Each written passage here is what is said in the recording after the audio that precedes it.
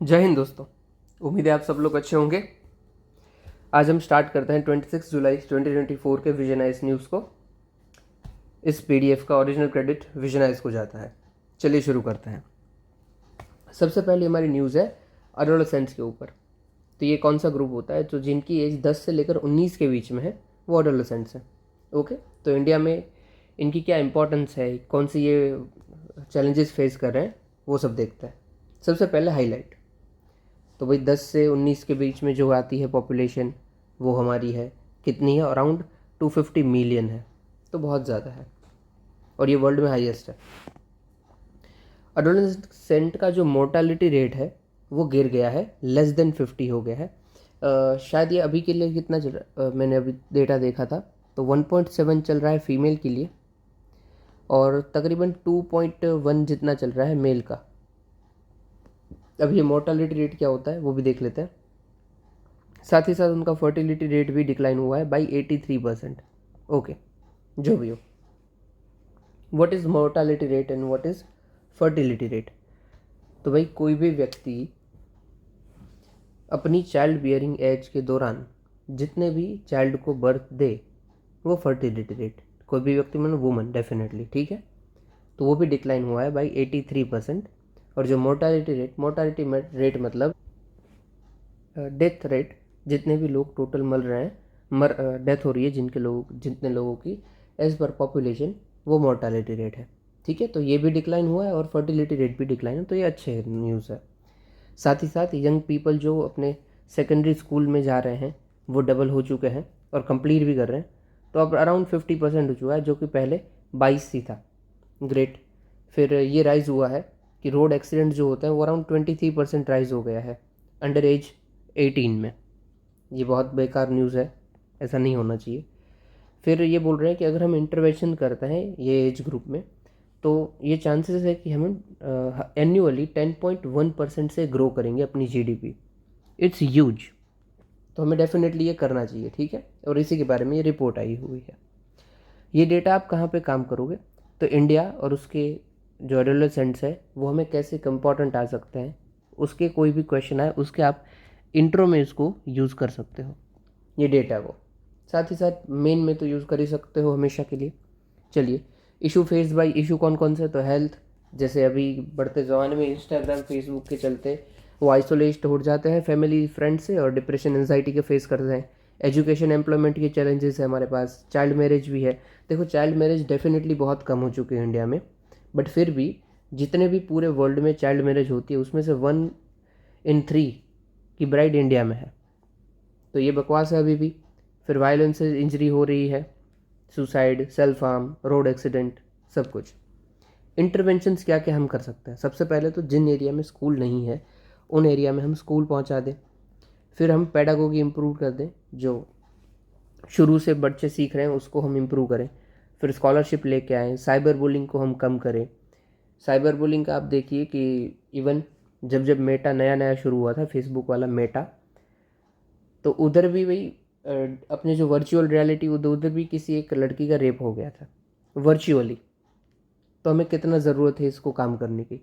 फिर वायलेंस को कम करो, मेंटल डिसऑर्डर के बारे में थोड़ा हम देखें, स्किल हम दे एडोलेसेंट्स को।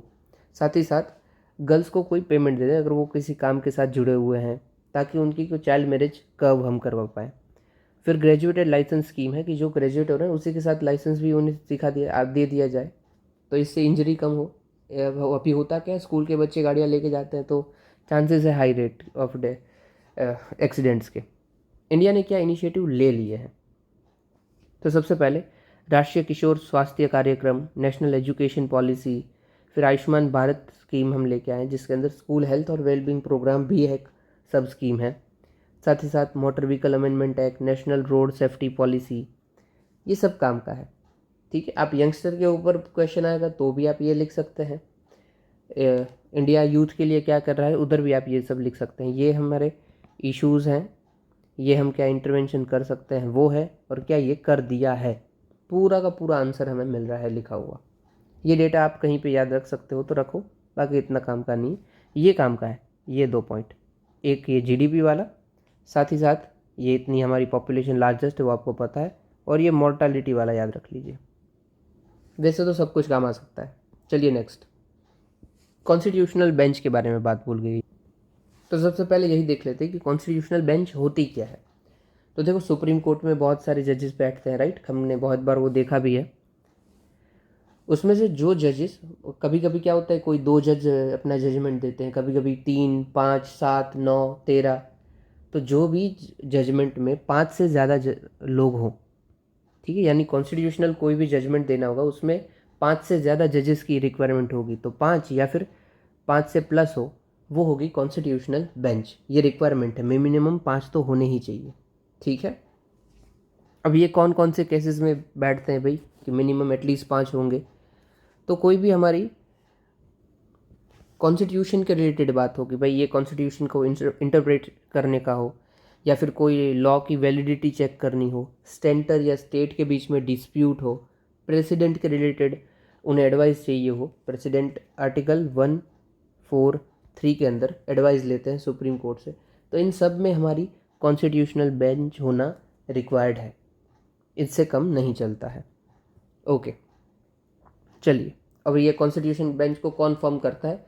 तो चीफ जस्टिस ऑफ इंडिया वही नॉमिनेट करेंगे कि कौन कौन इधर रहेगा। तो इन्होंने कुछ जजमेंट दिया है, कॉन्स्टिट्यूशनल बेंच थी कोई केस के रिलेटेड, उन्होंने कोई जजमेंट दिया, देखते हैं क्या है। तो मिनरल के रिलेटेड है। क्या जजमेंट था कि भाई स्टेट को कोई भी टैक्स लगाना हो माइनिंग लैंड्स के ऊपर तो वो लगा सकता है, ठीक है। इसमें पार्लियामेंट कुछ उसे रोक सोक सके ऐसा नहीं हो सकता है। दैट्स इट, मतलब कि स्टेट टैक्स लगा पाएगा माइन के रिलेटेड जो भी उसकी लैंड होगी। ओके, देख लेते हैं क्या है अभी। तो कोर्ट ने क्या ऑब्जर्व किया कि भाई स्टेट लिस्ट 50 के अंदर ये बताया गया है कि जो माइनिंग है, मिनरल की माइनिंग है, वो स्टेट लिस्ट में आती है और पार्लियामेंट अपनी रेसिड्यूअल पावर यूज़ नहीं कर सकता है उसको रोकने के लिए। साथ ही साथ पार्लियामेंट कोई इम्पोजिशन भी नहीं लगा सकता है, लिमिटेशन भी नहीं इम्पोज कर सकता है, क्योंकि जो टैक्स है मिनरल का टैक्सेशन, वो MMDR एक्ट में कोई ऐसे स्पेसिफिक प्रोविज़न दिए नहीं गए हैं कि आप कोई लिमिटेशन लगा दो स्टेट के ऊपर। तो स्टेट डेफिनेटली अपने आप से कर सकता है। साथ ही साथ अभी नीचे देखिएगा कि एंट्री 49 में भी ये बोला गया है, यही लिस्ट की जो लैंड है, लैंड टर्म है, वो स्टेट के अंदर आती है, ठीक है, और इसीलिए इस पे टैक्स भी स्टेट लगा सकता है। ओके, तो एंट्री 50, 49 स्टेट लिस्ट की ये सब बातें बोलती है। एक्स्ट्रा इन्फो है कि रॉयल्टी जो है वो नेचर ऑफ टैक्स नहीं है और MMDR के अंदर नहीं आती है। अभी रॉयल्टी क्या होती है? तो भाई रॉयल्टी कोई टैक्स नहीं है, ठीक है। कोई लैंड का ऑनर है तो उधर जगह पे कोई एक्सप्लोरेशन कर रहा है या फिर कोई माइनिंग कर रहा है, तो उसके बदले कुछ पेमेंट वो देगा जिसका भी वो लैंड होगा उसको, तो वो है रॉयल्टी, ठीक है। और ये टैक्स नहीं है। अभी यहाँ पे गवर्नमेंट ऑनर कौन है? तो गवर्नमेंट ऑनर है स्टेट गवर्नमेंट। और रॉयल्टी कौन पे करने वाला है? जो भी माइनिंग कंपनी आएगी वो उसे रॉयल्टी पे करेगी, और ये टैक्स नहीं है और ना ही ये MMDR एक्ट के अंदर आता है। ओके, क्वेश्चन क्या बन सकता है? Royalty is type of tax, या फिर royalty is not tax but comes under the MMDRA? नहीं, दोनों नहीं है। चलिए आगे देखते हैं। जो हमने पॉइंट ये मिस किया था कि जो यूनियन लिस्ट है वहाँ पे लिखा भी गया है कि यूनियन की पावर है मिनरल के ऊपर रेगुलेशन लाना, वो उसके ऊपर टैक्सिंग अथॉरिटी नहीं है। ओके, अबाउट MMDRA 1957 एक्ट में क्या बोलता है? तो ये एक रिकॉग्निशन परमिट देता है, प्रोस्पेक्टिंग लाइसेंस देता है, माइनिंग लीज। अब देख लेते हैं क्या है सबसे पहले। फिर ये रिकॉग्निशन परमिट है सबसे पहले, उसका मतलब सिर्फ आपको सर्वे बर्वे करना है, सिर्फ इंफॉर्मेशन लेनी है, दैट्स इट।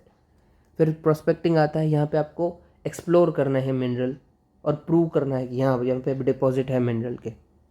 फिर माइनिंग लीज आती है, यहाँ पे आपको मिनरल को एक्सट्रैक्ट करना है, निकालना है ज़मीन से। और फिर आखिरी में आती है कंपोजिट।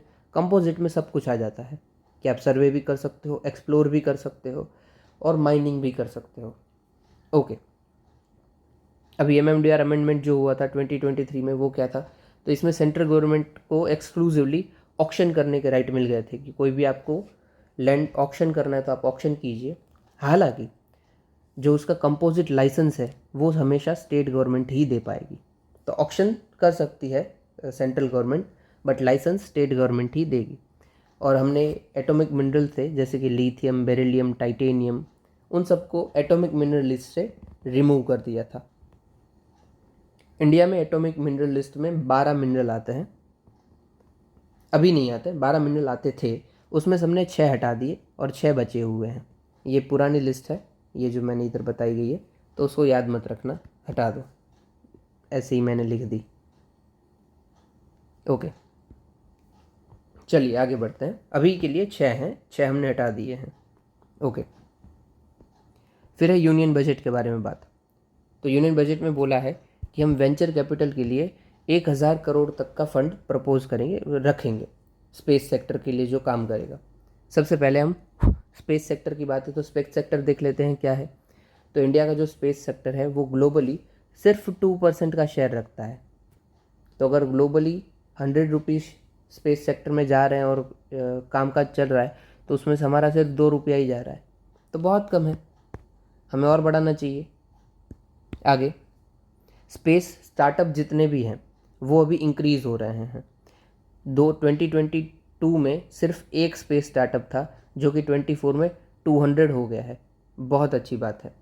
साथ ही साथ हमारा ये एक्सपेक्टेड हमने किया है कि जो अभी हमारा शेयर है ये 2%, उसको हम 2047 तक 15% तक कर देंगे। बढ़िया, ये हमारा टारगेट है अमृतकाल वाला कि हमारे 100 साल कंप्लीट हो रहे हैं इसका। फिर हम इन्वेस्टमेंट बढ़ाएंगे स्टार्टअप में। साथ ही साथ इंडियन स्पेस पॉलिसी लेके आए हैं जिसका भी एम यही है कि प्राइवेट सेक्टर जितना इंक्लूड हो पाए उतना इंक्लूड करो और स्पेस सेक्टर को और बढ़ाओ। ये सब क्या है हमारे, ये हमारा इंट्रो का डेटा है कि इतना ये 2% है। साथ ही साथ हम ये 2% इतना, और ये जो नीचे वाला हमारा आएगा वो ये आएगा कि इंडिया क्या कर रहा है। ओके, साथ नीचे देखते हैं कि इनिशिएटिव्स क्या क्या है। तो हम इन स्पेस लेके आए हैं। इन स्पेस का मेन काम क्या होगा कि प्राइवेट सेक्टर के साथ कोलैबोरेट करें और उनको सब अथॉरिटी दे स्पेस की एक्टिविटीज़ के साथ। फिर स्पेस सेक्टर रिफॉर्म लाए हैं, इसमें भी यही था कि प्राइवेट सेक्टर पार्टिसिपेशन आए। फिर हमने एफडीआई को अलाउ कर दिया अप टू 100%, कि 100% तक एफडीआई चलेगी स्पेस के सब सेक्टर में, कुछ कुछ के, सबके सब में नहीं पर कुछ में। फिर प्राइवेट सेक्टर पार्टिसिपेशन कौन सा हुआ है, तो 2 मेन कंपनी है जिसने कुछ कर भी लिया है। एक है स्काई रूट एरोस्पेस और दूसरा अग्निकूल कॉस्मोस। स्काई रूट ने पहला Vikram S privately build rocket था, इसको प्रारंभ मिशन के अंदर बनाया गया था, उन्हीं का मिशन है, गवर्नमेंट का कुछ नहीं है। और साथ ही साथ दूसरा है अग्निकूल, जिन्होंने पहला प्राइवेट लॉन्च पैड बनाया था। ठीक है, तो अग्निकूल ने लॉन्च पैड पहला बना दिया और स्काई रूट ने पहला रॉकेट बना दिया। ओके, तो प्राइवेट सेक्टर इंक्लूजन हो रहा है स्पेस सेक्टर में। फिर हमने प्राइवेट प्लेयर्स के लिए अलग से काम बना दी है, NSIL इन स्पेस, जो हमने ऊपर देख ली। फिर इंटरनेशनल कोलैबोरेशन हम कर रहे हैं, निसार प्रोग्राम है और आर्टेमिस प्रोग्राम है। निसार के अंदर हम नासा के साथ हैं और आर्टेमिस में तो बहुत सारी कंट्रीज़ हैं। अभी वो क्या है तो न्यूज़ में आएगा तभी हम देख लेंगे। ओके, चैलेंजेस क्या क्या है, तो स्पेस डेब्रीज बढ़ती जा रही है। अगर सबको सब सैटेलाइट लॉन्च करते रहेंगे तो सोचिए अर्थ के आजू बाजू कितनी सैटेलाइट हो जाएगी, ये सब कचरा होगा, डेब्रीज होगी और ये फिर टकराएगी एक दूसरे के साथ, तो हो सकता है केसलर सिंड्रोम हो जाए, केसलर इफेक्ट हो जाए। केसलर इफेक्ट अभी क्या होता है,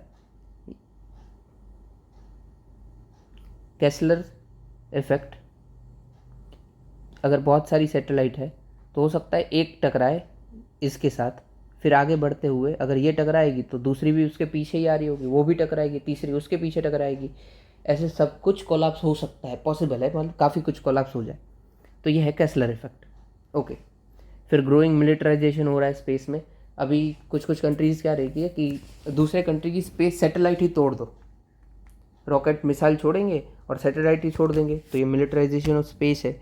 डिसरप्शन रिस्क है क्योंकि कुछ कुछ मिनरल्स और कुछ कुछ एलिमेंट्स हैं जो सिर्फ कुछ कंट्रीज़ के पास ही है, जैसे मेजोरिटी में चाइना ही है, अगर उधर कुछ हो जाता है तो पूरी सप्लाई चेन ही बिखर जाएगी।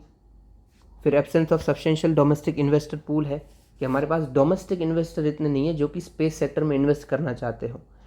देखिए अभी हमारे ही 2-3 बड़े पैसे वाले लोग हैं, क्या आपने सुना कि वो स्पेस सेक्टर में कुछ भी कर रहे हैं? नहीं, वो इंटरेस्टेड नहीं है। जबकि अमेरिका में देखिए इतने सारे हैं, बर्नार्ड है, एलन मस्क है, फिर जेफ बेजोस है, वो सब स्पेस सेक्टर में अपना पैसा दे रहे हैं। ओके, तो ये पूरा का पूरा स्पेस सेक्टर के बारे में बातचीत थी। और जो न्यूज़ क्या थी वो देख लेते हैं हम।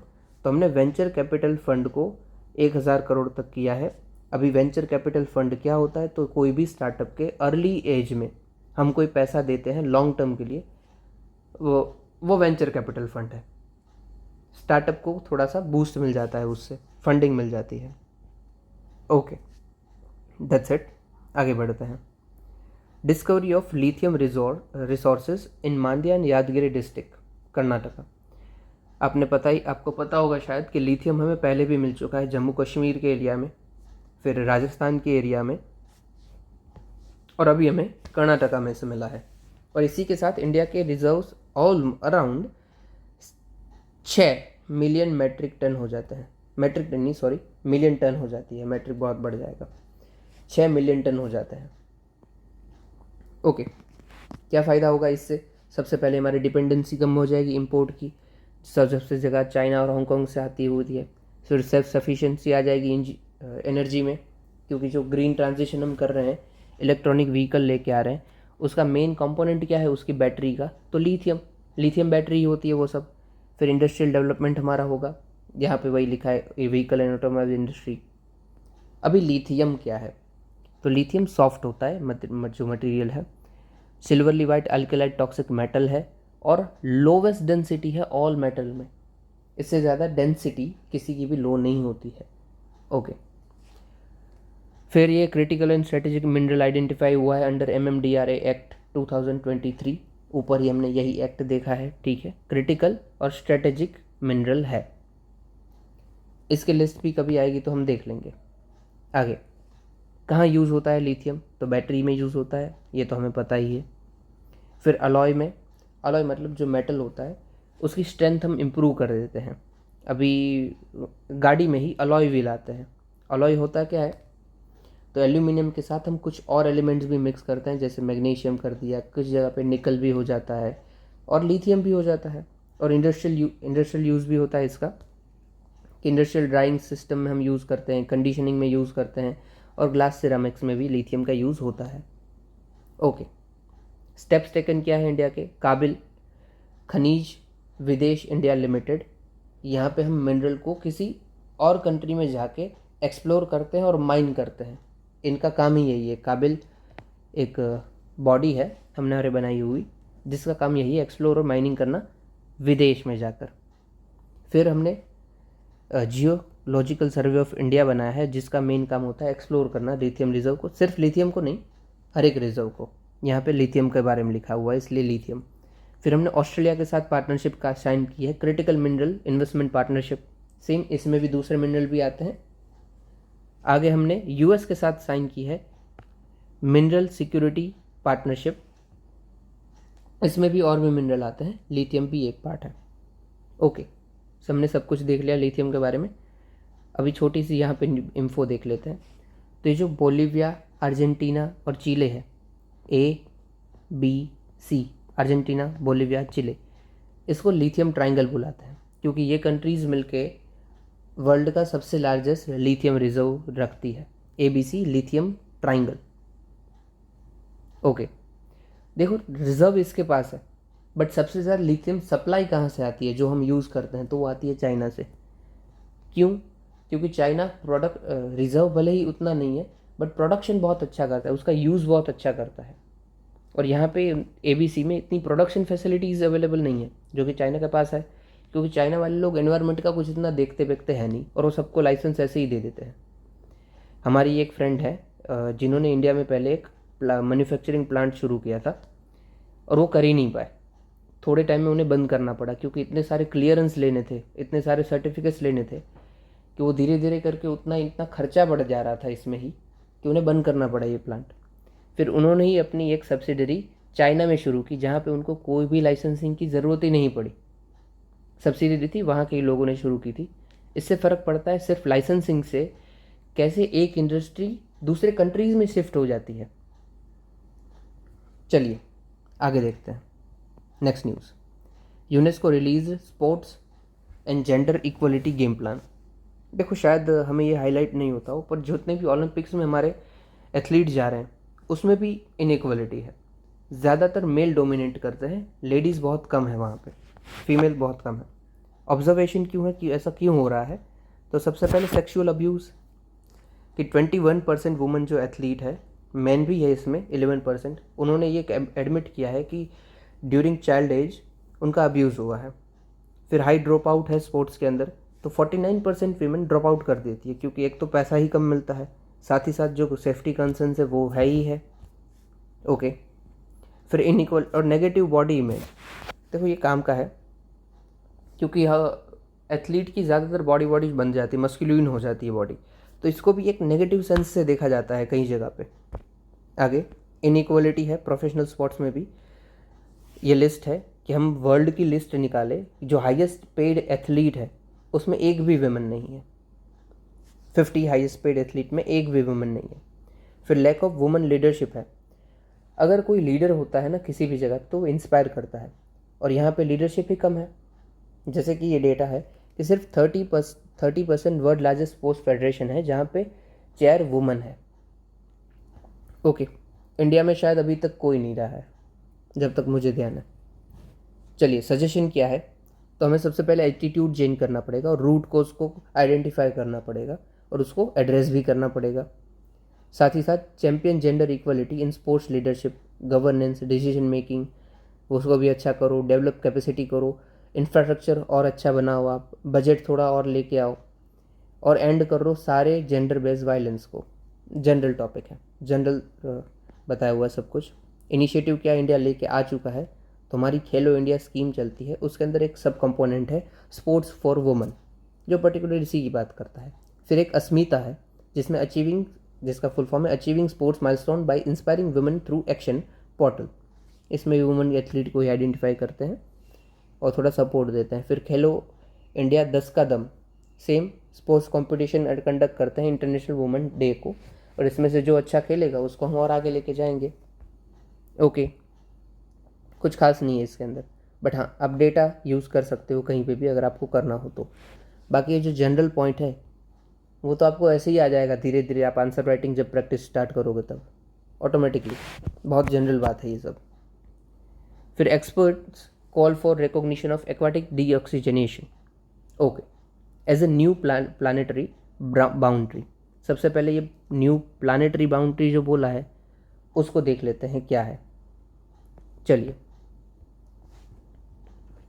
तो प्लानिटरी बाउंड्री ऐसी एक लिमिट है जिसको हम इसलिए एक सेट करते हैं कि भाई कोई भी चीज़ की एक लिमिट होती है, उसको हम सेट कर देते हैं कि भाई इससे ज़्यादा आप नहीं करोगे, क्योंकि अगर आपने की तो क्लाइमेट चेंज पे असर होगा, क्लाइमेट पे असर होगा, अर्थ सिस्टम पे असर होगा। तो इतनी लिमिट है तो आप इससे ज़्यादा नहीं करोगे। जैसे कि एक एग्जांपल बता दूँ, यहाँ पे देखो क्लाइमेट चेंज को भी एक प्लानिटरी बाउंड्री सेट करके रखा है। टोटल 9 रिकॉग्नाइज प्लानिटरी बाउंड्री है, और हम बोल रहे हैं कि एक और ऐड कर दो एक्वाटिक डीऑक्सीजनेशन को। ओके। जैसे कैसे क्लाइमेट चेंज समझ लीजिए, क्लाइमेट चेंज 100 की स्पीड से बढ़ रहा है, तो हमने ये बाउंड्री रख दी कि 100 की स्पीड से बढ़ रहा है तब तक ठीक है, बट इससे ज़्यादा हुआ ना तो और सिस्टम फेल हो जाएगा। That's it. वैसे ही हमने एक्वाटिक डीऑक्सीजनेशन को भी बोला है कि प्लानिटरी बाउंड्री में रख दो। कौन कौन सी प्लानिटरी बाउंड्री अदर है, तो ocean acidification, land use change, biodiversity loss etcetera. ये सब आपको ध्यान रखना है। ऐसे आप पॉइंट यूज़ करोगे ना, समझ लीजिए कोई भी आंसर है अर्थ के विषय में जिसमें हम वेदर का बात कर रहे हैं, उधर आप यूज़ करो कि we should need to identify more planetary boundaries to control the air pollution and address the issues. ये एक पॉइंट लिख दो, प्लानिटरी बाउंड्री, उसमें हाईलाइट कर दो, अच्छा पॉइंट चला जाएगा।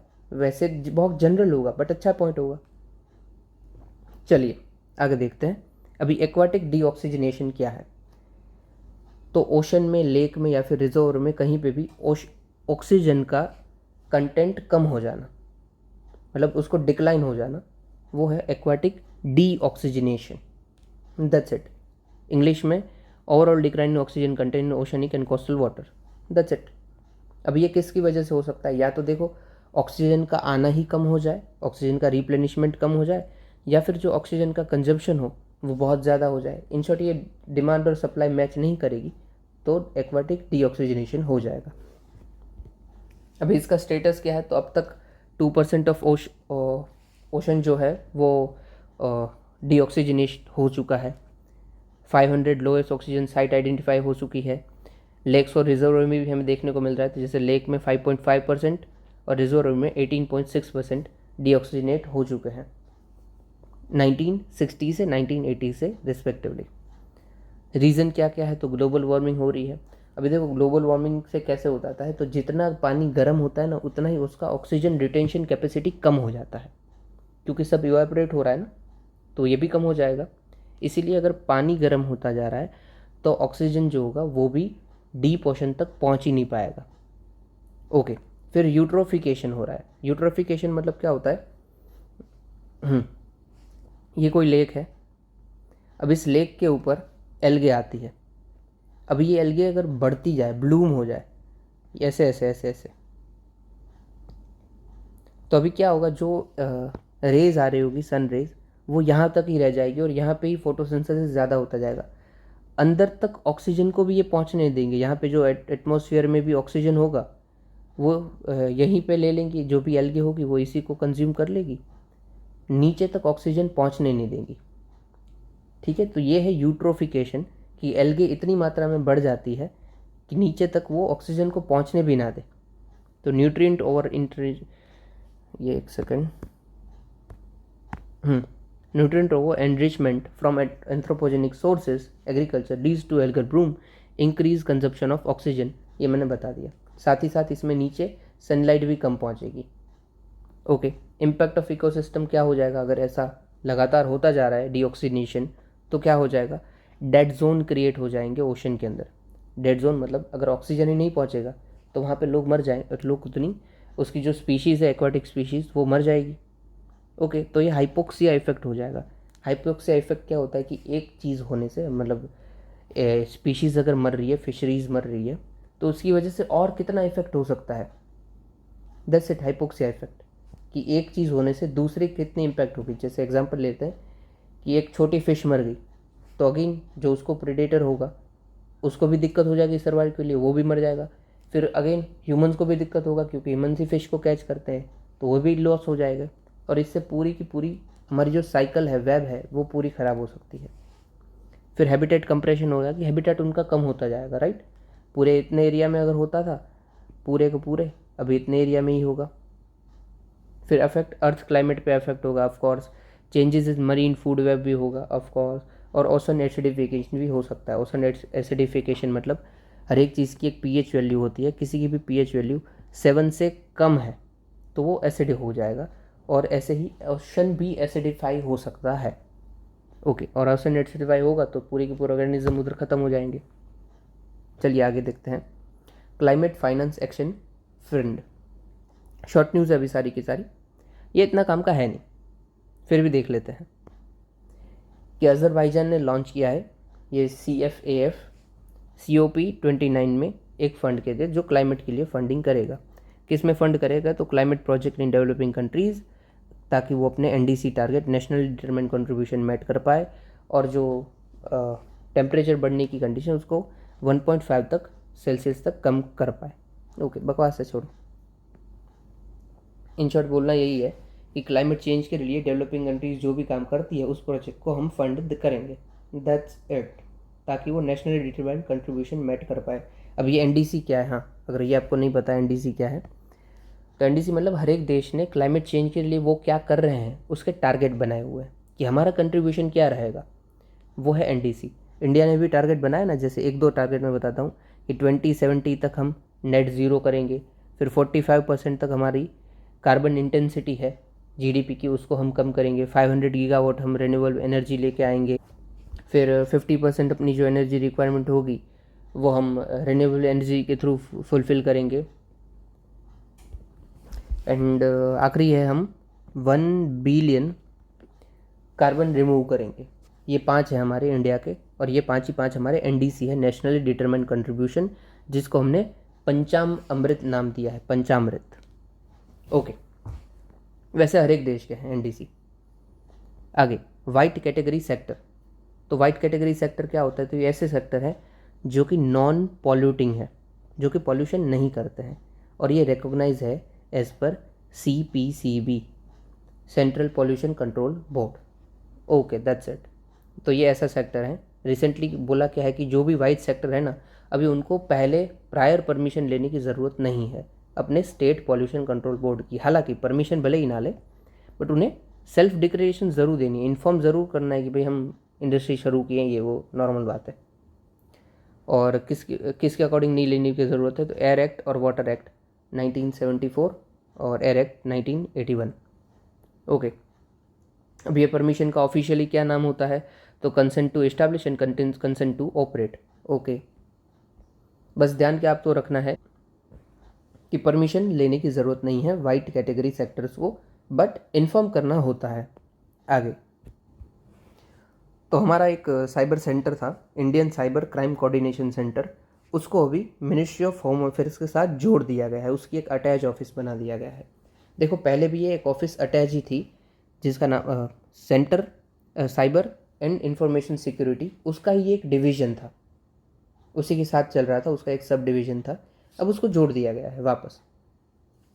इसका ऑब्जेक्टिव क्या है, तो जो भी जितने भी साइबर क्राइम हो रहे हैं उसको रोकना, प्रिवेंशन और डिटेक्शन करना, फिर जो भी कंप्लेन आती है उसको जल्दी से फाइल करना और उसका एड्रेस कर देना उसको।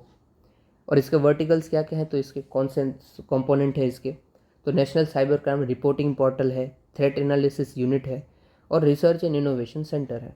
ओके, ये हमारी एक अच्छी खासी बॉडी है। तो कोई साइबर क्राइम के रिलेटेड क्वेश्चन आता है तो आप उसमें इनिशिएटिव्स में लिख सकते हैं इंडिया ने क्या कर लिया है। तो इंडिया ने ये किया है I4C, फिर हमने साइबर सुरक्षित भारत बनाया है, फिर साइबर क्राइम अवेयरनेस सेंटर बनाया हुआ है, काफ़ी कुछ किया हुआ है हमने। फिर सर्टिन बनाया है, सर्टिन ये स्पेलिंग है इसका, सर्टिन। तो ये सब इसी का है साइबर क्राइम रिलेटेड, ये हमारे इंडिया के इनिशिएटिव्स हैं। फिर है नेक्स्ट न्यूज़, त्रिपुट क्लास फ्रिगेट्स। देखो सबसे पहले फ्रिगेट्स क्या होता है, तो ओशन, ये फ्रिगेट्स है, ओशन के अंदर जो लड़ाई कर सके हमारे सामने वाले दुश्मनों का वो जो शिप है या फिर सबमरीन है, किसी को भी तोड़ फोड़ सके, वो है फ्रिगेट्स। ओके, पहले हमारे अभी क्लास क्या होता है, तो कोई भी कंट्री से या फिर हम भी बना रहे हो वो जगह से हम बना देते हैं क्लास, उसका एक कैटेगरी डिफाइन कर देते हैं क्लास। जैसे कि अगर हम फ्रांस से इंपोर्ट कोई चीज़ कर रहे हैं, मतलब ये शिप वाला, तो उसको हम बोलते हैं स्कॉर्पियन क्लास, वैसे ये क्लास होता है। अभी हमारे त्रिपुट क्लास की बात चल रही है, त्रिपुट। तो ये क्या होगा, तो कॉम्बैट ऑपरेशंस करेंगे ये जो भी होंगे वो फ्रिगेट्स। 2 बनाने वाले हैं हम, उसमें से एक बन चुका है। कौन बना रहा है, तो गोवा शिपयार्ड लिमिटेड, एक बन चुका है, एक और आने वाला है। That's it. ये जो त्रिपुट क्लास है वो किसका फॉलो अप है, मतलब किसके बाद ये बन रहा है, तो तेग और तरवार क्लास हमने पहले बना चुका है रशिया के साथ, और अभी हम उसका फॉलो अप लेके अपना त्रिपुट क्लास बना रहे हैं। ओके, फिर है नेक्स्ट गवर्नमेंट लिटिगेशन, इसको हटा देते हैं। तो देखो सुप्रीम कोर्ट में अराउंड 4.7 CR केसेस पेंडिंग है, उसमें भी सबसे ज़्यादा कहाँ पे, तो जो सबऑर्डिनेट कोर्ट होता है सबसे नीचे, वहाँ पे सबसे ज़्यादा है, अराउंड मोर देन 60%। फिर आता है हमारा हाई कोर्ट, वहाँ पे हमारे अराउंड 35% जितने पेंडिंग है, और सुप्रीम कोर्ट में हमारे सिर्फ 2% ही पेंडिंग है। ये अराउंड मैं सब बता रहा हूँ, एकदम प्रिसाइज नहीं है, बट आप ऐसे ही यूज़ करोगे एग्ज़ाम में भी, अराउंड लिख दो, क्योंकि एकदम प्रिसाइज का ज़रूरत भी नहीं है, वो चेंज हो जाता है। और ये मैंने जो डेटा बताया नेशनल जुडिशियल डेटा ग्रिड का डेटा है, नेशनल जुडिशियल डेटा ग्रिड, ये एकदम एक्यूरेट है। तो क्या बोला है, तो जो गवर्नमेंट की जितने भी पेंडिंग केस है, उसमें हो सकता है ना कि सेंट्रल गवर्नमेंट भी बहुत सारों में इन्वॉल्व हो, तो जो सेंट्रल गवर्नमेंट इन्वॉल्व है उसकी लिटिगेशंस अराउंड 7 लाख है, ओवर 7 लाख, जो कि कोर्ट में पेंडिंग पड़ी हुई है। और हाईएस्ट कहाँ पे, तो हाईएस्ट ट्रिब्यूनल में है, अराउंड 2.7 लाख। फिर हाई कोर्ट और फिर सुप्रीम कोर्ट। और ये किसने डेटा दिया है, तो ये डेटा दिया है ministry of law and justice, और उसका एक डिपार्टमेंट है legal information and management briefing system, अब ये legal information management briefing system का काम ही क्या है कि तो सेंट्रल गवर्नमेंट जिसके भी साथ जुड़ी हुई हो वैसे केसेस को आपको बताना है, वैसे केसेस को कुछ प्रोसेस करना है, उसका डेटा बेटा कंपाइल करना है। That's it, ministry of law and justice. चलिए आगे बढ़ते हैं। Steel importing monitoring system, again बकवास न्यूज़ है, जस्ट देख लीजिए। ये ऐसी सिस्टम है जो कि स्टील हम कितना इंपोर्ट करते हैं उसको भी देखती है और कितना हम खुद ग्रोथ कर रहे हैं स्टील की, डोमेस्टिकली कितना ग्रोथ कर रहे हैं स्टील के प्रोडक्शन में, उसको भी ये लोग देखते हैं। इसके फ़ायदे क्या क्या हैं तो हमें पता चलेगा कि कस्टम्स को हम बेटर एनालिसिस कर पाएंगे, रिस्क मैनेजमेंट कर पाएंगे, रोबोट डेटा एंट्री सिस्टम हम बना पाएंगे, ये सब नॉर्मल सिस्टम। ओके, किसके अंदर ये काम कर सकता है तो मिनिस्ट्री ऑफ स्टील के अंदर काम करता है। फिर है मीथेन, नेक्स्ट न्यूज़। तो जो बार्क ट्री होती है, उल्टा लिखा है यहाँ पे, बार्क ट्री होती है वो सबसे ज़्यादा मीथेन को ऑब्जर्व करती है, ऐसा स्टडी ने डिमॉन्स्ट्रेट किया है। तो अच्छा है, आप इसको यूज़ कर सकते हो। कोई क्लाइमेट रिलेटेड क्वेश्चन है तो आप उधर लिखो कि भाई हम मीथेन को ऑब्जर्व कंज्यूम करने के लिए बार्क ट्री भी बनानी चाहिए। सिर्फ एग्जांपल लिखो कि जैसे पूरा लाइन में आपको बताऊं तो लिखना चाहिए हमें कि absorption of climate pollutant by afforestation, फिर नीचे लिखो उसके एग्जाम्पल बार्क ट्री मीथेन, ये मस्त हो जाएगा। अबाउट मीथेन, चलिए अबाउट मीथेन देखते हैं। तो ये जितना भी क्लाइमेट पॉल्यूटेंट से क्लाइमेट वार्मिंग करते हैं जो, उसमें थर्ड इसकी है, मतलब 100 हम कर रहे हैं तो 33 इसी से आता है। फिर प्रॉपर्टीज़ क्या है तो ये कलरलेस है, ऑर्डरलेस है और ये कंबस्टिबल है, ऑफकोर्स हमें पता है ये। और ये जो CO2 है ना उससे 27 टाइम मोर पोटेंशियल रखता है ग्लोबल वार्मिंग का।